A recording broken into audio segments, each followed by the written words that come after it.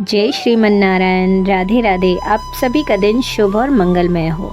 करवा चौथ की बहुत सारी शुभकामनाएं। ऐसी मान्यता है कि करवा चौथ पर सबसे पहले गणेश जी और फिर वीरा माता की कथा पढ़नी या सुननी चाहिए। इसके बिना अधूरा होता है ये व्रत। करवा चौथ पर भगवान गणेश जी और वीरा माता वाली 2 कहानियां पढ़नी चाहिए। ऐसा कहा जाता है चतुर्थी तिथि पर पहले गणेश जी की पूजा होती है और फिर करवा माता की पूजा होनी चाहिए, जिसकी कहानी वीरावती से जुड़ी है। इसके बिना व्रत अधूरा माना गया है। करवा चौथ की पूजा में सबसे पहले बायना रखा जाता है। इसमें पूड़ियाँ, मीठा, सुहाग का सामान, कपड़े शामिल होते हैं। इसके अलावा पूजा में करवे ज़रूर रखे जाते हैं। इसके बिना पूजा अधूरी मानी जाती है। करवा चौथ के लिए मिट्टी का बना हुआ करवा, चीनी का बना हुआ करवा, रौली, सिंदूर, कलावा, पंचामृत, फल, कपूर, धूप बत्ती, गंगाजल, चावल, दीपक, रुई, कलावा, बताशे, पंचमेवा आदि का इस्तेमाल होता है। अब श्री गणेश जी का ध्यान करते हुए हम उनकी कथा सुनते हैं। बहुत समय पहले की बात है। एक अंधी बुढ़िया थी। वो गणेश जी की भक्त थी और विधि विधान से रोजाना गणेश जी की पूजा करती थी। एक दिन गणेश जी उस बुढ़िया से प्रसन्न हो गए और उसको दर्शन देकर बोला कि मैं आपकी पूजा से प्रसन्न हूँ। आपको जो वर मांगना है वो मांग लो। बुढ़िया कहती है, मुझे मांगना नहीं आता, तो कैसे मांगूं और क्या मांगूं? उसने अपने बेटे और बहू से पूछा। उन्होंने कहा कि धन मांग लो और बहू ने कहा कि पोता मांग लो। तब बुढ़िया ने सोचा कि ये तो मतलबी हैं, अपने मन की बातें बोल रहे हैं। फिर बुढ़िया ने पड़ोसियों से पूछा तो पड़ोसियों ने कहा कि बुढ़िया, तेरी थोड़ी सी जिंदगी बची है, तू तो अपनी आंखें मांग ले, जिससे तेरी बाकी की जिंदगी सुख से बीते। उस बुढ़िया ने बेटे और बहू और पड़ोसियों की बातें सुनकर घर में जाकर सोचा कि क्यों ना ऐसी चीज़ मांग लूं जिसमें बेटा, बहू और मेरा सबका ही भला हो। जब दूसरे दिन श्री गणेश जी आए और बोले कि आपको क्या मांगना है, कृपया बताइए। हमारा वचन है, जो आप मांगोगी सो वो हो जाएगा।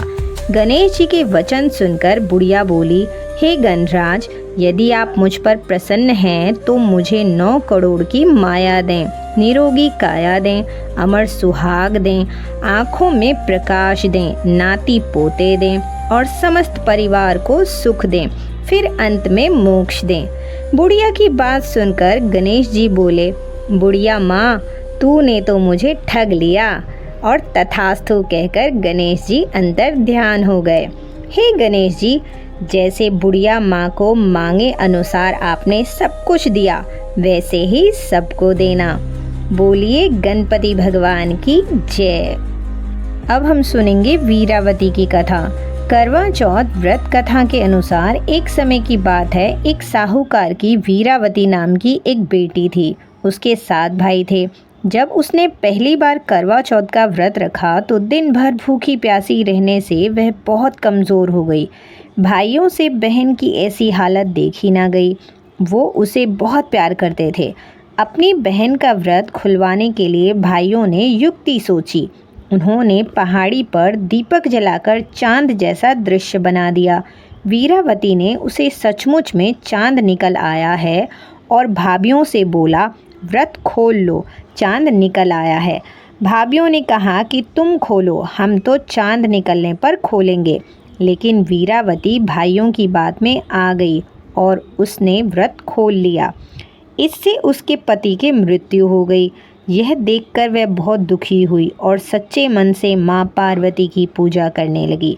उसने पूरे साल की चौथ का व्रत रखा और करवा चौथ के दिन व्रत रखने पर करवा माँ उससे माता पार्वती बहुत प्रसन्न हो गई।